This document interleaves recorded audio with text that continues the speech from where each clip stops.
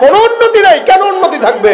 কারণ এক কাপ চায়ের বিনিময়ে নেতার পক্ষে চোরের পক্ষে কেউ স্লোগান দিবে, উন্নতি হবে এত সোজা না। ওরা আমাদেরকে টিস্যুর মতো ব্যবহার করে আর ফেলে দেয়। কথা ঠিক কিনা?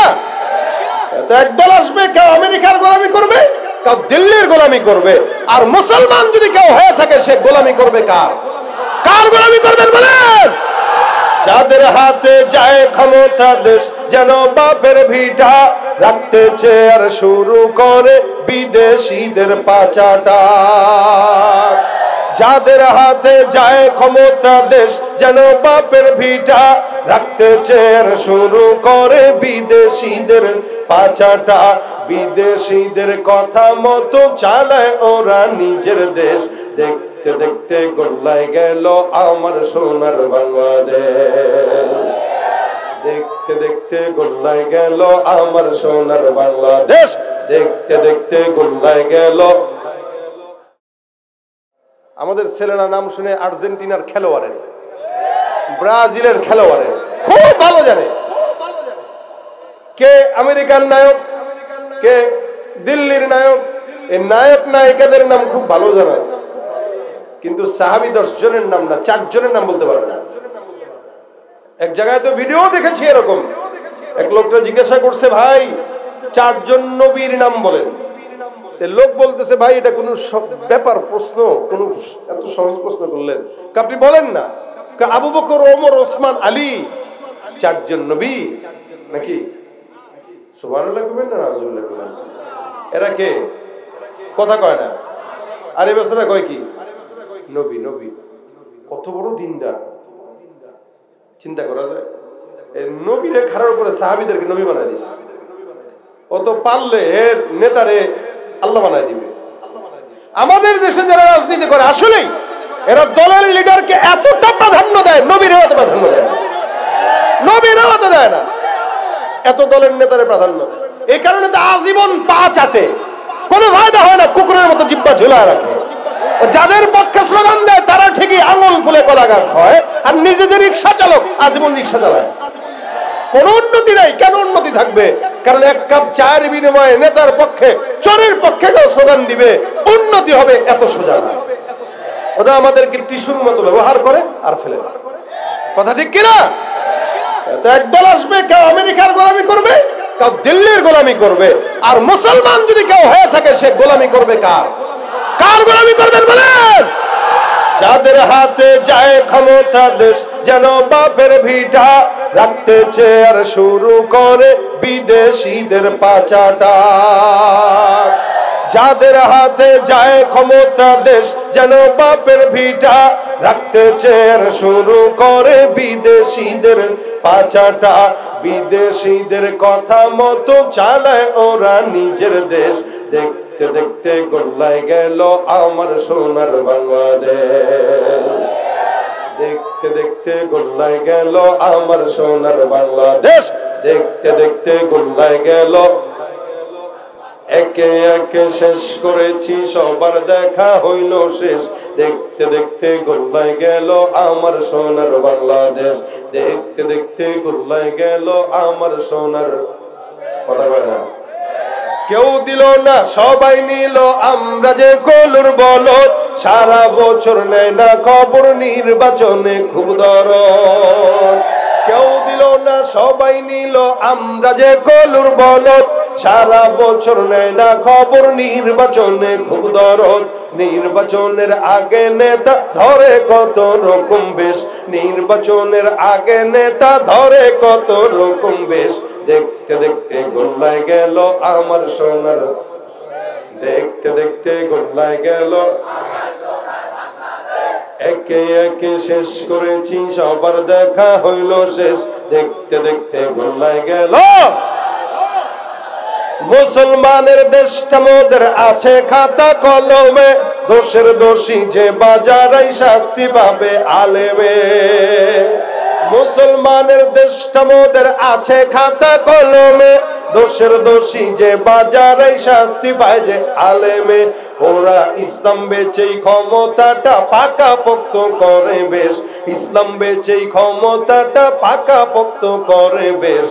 দেখতে দেখতে গোল্লাই গেল আমার সোনার, দেখতে দেখতে গোল্লাই গেল আমার সোনার বাংলাদেশ।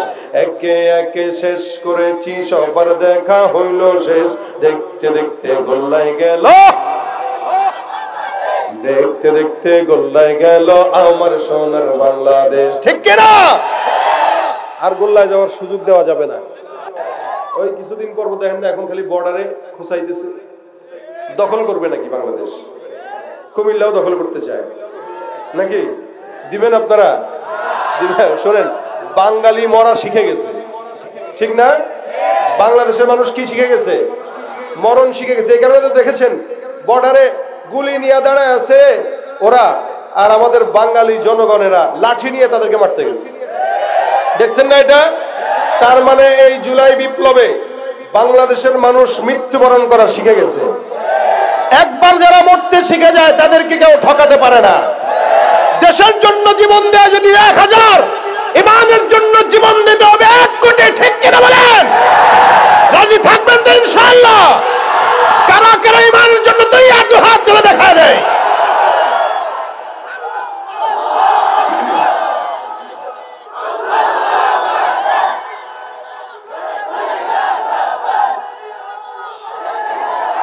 আল্লাহ আমাদের ইমানকে কবুল করুক, বলেন আমিন। ভাই আলহামদুলিল্লাহ, যুবকরা যেভাবে ইসলামের দিকে ধাবিত হচ্ছে, আগামীর বাংলাদেশ সুন্দর করা একদমই সহজ। খালি প্রত্যেকটা যুবককে আমি বলবো, প্রত্যেকটা যুবককে বলবো, নোংরা রাজনীতির পিছনে ছুটবেন না। যারা আল্লাহর গোলামি করে তারা যেই দলই ক্ষমতায় আসুক তাদের পাওয়ার থাকে। আর যারা দলের গোলামি করে, এক দল ক্ষমতার থেকে গেলে তখন লুকায় থাকে করতে, আবার যখন নিজে ক্ষমতা আসে তখন আবার অন্যের উপর জুলুম করে।